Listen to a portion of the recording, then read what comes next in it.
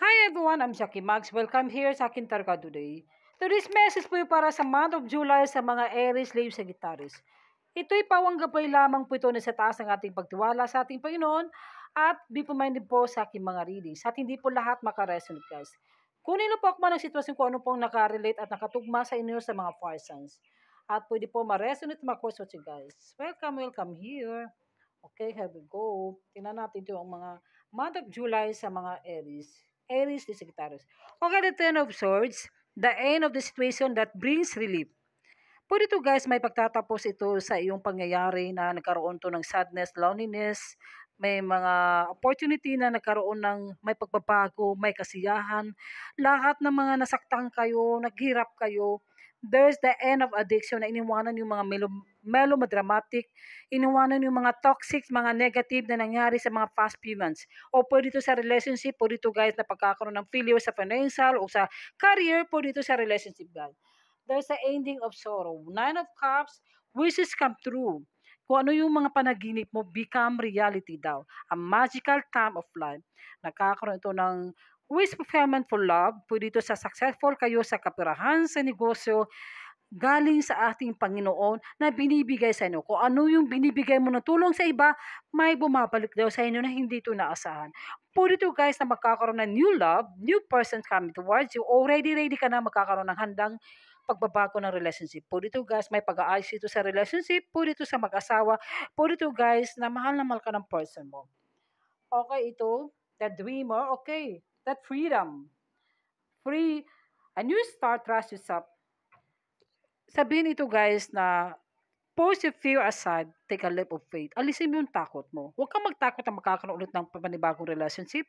Sabihin mo ito sa person mo. O po ito guys na itong surprise na mararating sa iyo. Po ito guys na gusto mo magkaroon ng adventure o kung kasamang person mo, meron kang panaginip kung kayo po ay ginagabay ng ating anghel. For divinely guided ng ating mga anghel. Strength, be courage, assertiveness, maging matatag ka na, lumapag ka sa ano sa mga ano hamon sa buhay, alam mo kung anong tama't mali. Ask forgiveness sa mga taong nananakit mo, yung mga salita na hindi mo naasahan na bigla itong napagkatakles. Po dito guys na realization na ask forgiveness, yung may naghihingi ng tawag ng person sa'yo, may pagkukulang kung ano man ito guys. So, yung strength mo, kailan be courage. At ito naman ay the Four Pentacles, alam mo na kung paano mo mag-manage ng pera. O po dito guys, may nagkaroon ng gipit ng pera o may pagbabayaran. Po dito guys, may negosyo, o po dito guys, na successful ka daw sa iyong career. Some of you, may matatanggap ka na blessing na hindi mo naasahan. The Ten of Pentacles, wow, there's a financial security sa sarili mo, sa family mo, po dito sa retirement, peace and contentment in life, honoring family tradition, po dito guys sa mga ninuno, sa mga lupalupain, sa mga ari-arian, na nagkahati-hatian kayo ng mana sa kapatid mo, sa mga friends mo, o ano man ito. Po dito guys na ito yung month of July na successful ka daw sa pera, po dito may darating ka ng abundance ng pera hindi mo naasahan. Po ito naman, the Eight of Pentacles, kayo po ay napaka-skilled. Po dito guys na maganda yung takbo sa career mo, sa trabaho. Po dito guys, promotion. Po dito guys na kapasa ka ng board exam, may visa, makakaroon ng trabaho na ulit abroad. O paglipat ng trabaho, promotion, kung ano man ito guys na itong skill na gamitin mo. So, kailangan din ay maging ano ka, maging matatag ka sa iyong sarili mo guys. Po dito guys na magkatulungan kayo sa person mo o pwede ito guys na gusto mo tulungan itong person mo. Tingnan natin kung ano yung energy ng pwede ikaw itong person mo guys. Tingnan natin.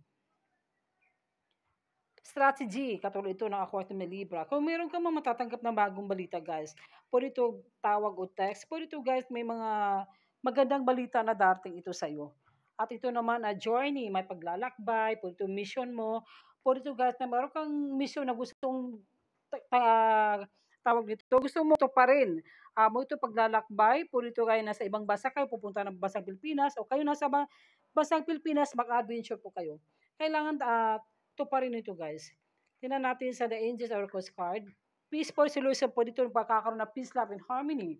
magkakaroon ng peaceful resolution na magkaayos sa person mo o magkahiwalay ba na wala na yung mga galit at sakit na naramdaman.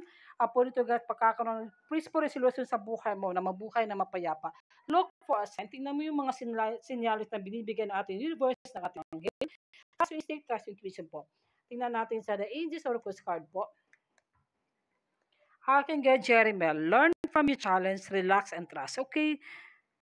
Alam mo, pagtutunan mo yung mga challenges na nakaraan sa mga few months na nangyari sa'yo po itong year na ito, be relaxed and trust your instinct, trust intuition, at kayo po ay ginagabayan ng ating anghel.